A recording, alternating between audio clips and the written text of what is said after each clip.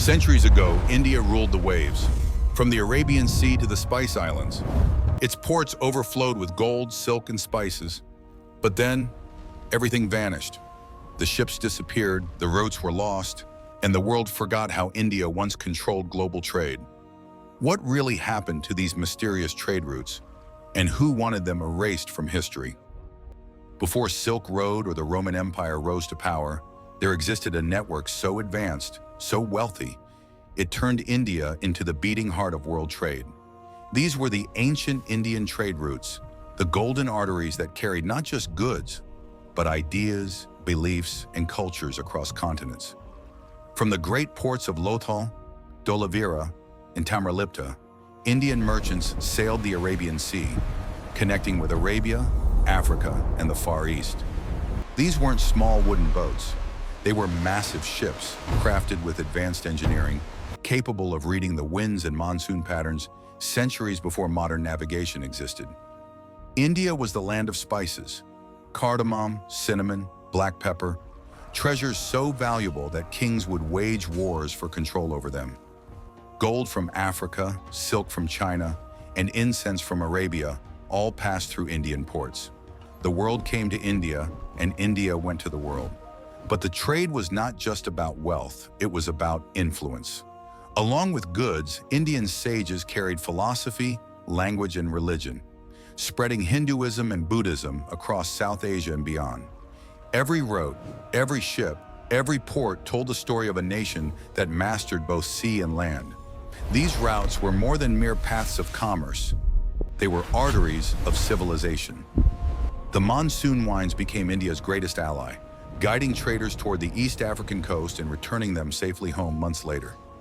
Ancient navigators memorized stars, mapped coastlines, and used celestial navigation long before Europe even began to dream of exploration. Archaeological findings, beads from Africa, Roman coins in South India, and Persian seals in Gujarat, prove how vast and connected this network once was. India wasn't a passive participant, it was the center of global trade. But as powerful as it became, these routes had enemies. Empires that saw India's dominance as a threat. And slowly, forces began to rise that would change everything. As the world turned, the winds that once carried Indian ships began to whisper a different story. A story of greed, power, and betrayal. The very monsoons that had guided Indian sailors for millennia now carried foreign flags across the same seas. The age of colonial empires had begun, and with it came the slow erasure of India's maritime glory. By the time the 13th and 14th centuries arrived, powerful new players, the Arabs, the Persians, and later the Portuguese, entered the Indian Ocean. What had once been a free and open network of trade slowly became a battlefield of control.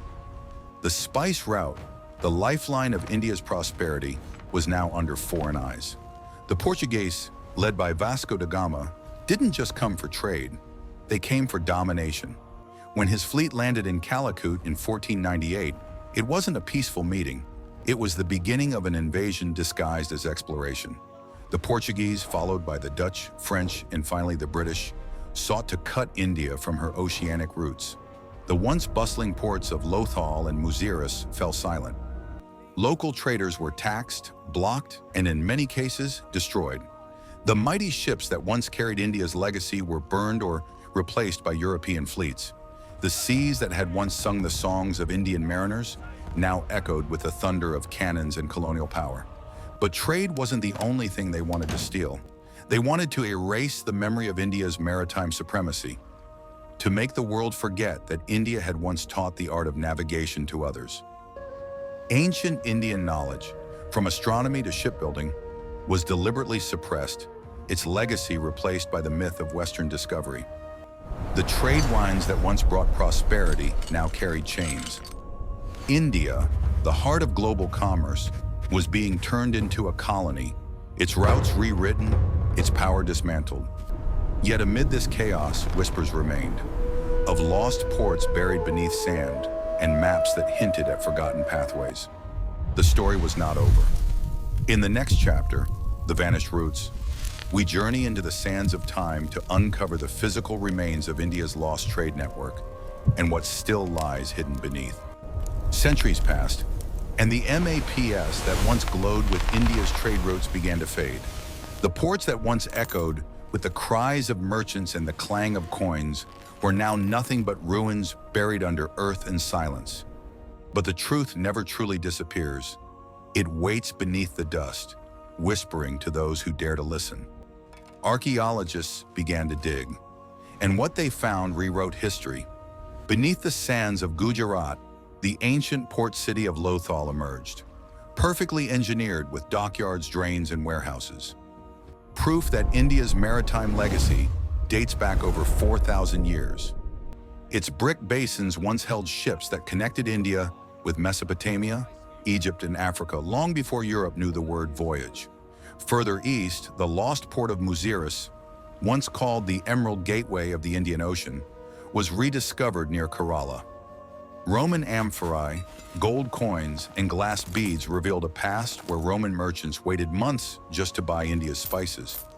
It wasn't just trade, it was an empire of exchange. But how did such advanced trade centers simply vanish? Nature and greed joined hands in destruction. Earthquakes, floods, and shifting rivers buried ports like Lothal and Dholavira beneath layers of mud and history. Later, invasions and colonial exploitation silenced whatever remained. The trade routes themselves, once stretching from the Ganges to the Persian Gulf, from Tamil Coast to Southeast Asia, were forgotten, replaced by European sea charts. The Indian Ocean, once known as the Indian Sea, was renamed, recharted, and rewritten. And yet the signs persist. Ancient anchors found off Dwarka, sunken walls near Bet Dwarka, and the mysterious patterns of submerged cities hint that India's maritime past is far greater than we ever imagined. Satellite images have revealed underwater structures, possibly remnants of ancient ports and trade colonies. It's as if the ocean itself guards the memory of India's lost glory, waiting to be rediscovered. The routes may have vanished from our maps, but not from history. The sea forgets nothing. Beneath its endless blue, the echoes of India's lost trade routes still live, in forgotten ruins, ancient scripts, and the DNA of civilizations they once touched. Though the routes vanished from maps, their legacy flows silently through the world's culture, language, and commerce. Centuries ago, India's ships carried more than just goods. They carried knowledge. From mathematics and astronomy to philosophy and spirituality, Indian wisdom traveled the same waters as spices and silk. The numerals we use today, the zero and the concept of decimal system, all spread through the trade routes that once linked India to the ancient world. Across Southeast Asia, the influence of India's trade is still visible. In the temples of Angkor Wat, the Sanskrit inscriptions of Indonesia, and the very names of kings who called themselves Chakravartins. These weren't conquered lands. They were connected lands tied by commerce, culture, and respect. When Europe claimed it discovered new sea routes, it merely followed the paths that Indian sailors had mastered thousands of years before. Even the Arab navigators who later charted the Indian Ocean openly admitted they learned the secrets of monsoon winds from Indian mariners. Yet history books rarely tell that story because the victors wrote them. But today the tides are turning. Modern archaeology, satellite imaging, and oceanic mapping are finally bringing to light what colonial history tried to bury. From the ancient docks of Lothal, to the rediscovered remains of Muziris, to submerged cities off Dwarka, each discovery reclaims a fragment of India's forgotten empire of the seas. India's maritime legacy also shaped its identity, a civilization that believed not in conquest, but in connection. The Indian Ocean wasn't a barrier, it was a bridge, a network where merchants, monks, and explorers exchanged not only goods, but ideas. This spirit of exchange laid the foundation for the globalized world we live in today. And as India rises once again as a modern economic and maritime power, the story of these lost trade routes becomes more than just history, it becomes destiny. Rediscovering these ancient pathways isn't just about pride, it's about understanding how deeply India once connected humanity through trade, trust, and travel. The world has always been linked, and India was once the center of that web. The forgotten roots of the past still shape the roots of the future. Every wave that crashes on India's shores carries a whisper from that forgotten era. A reminder that while empires fall, legacies never die. This is not the end. It's a return. The rediscovery of an age when India ruled not by sword, but by sea.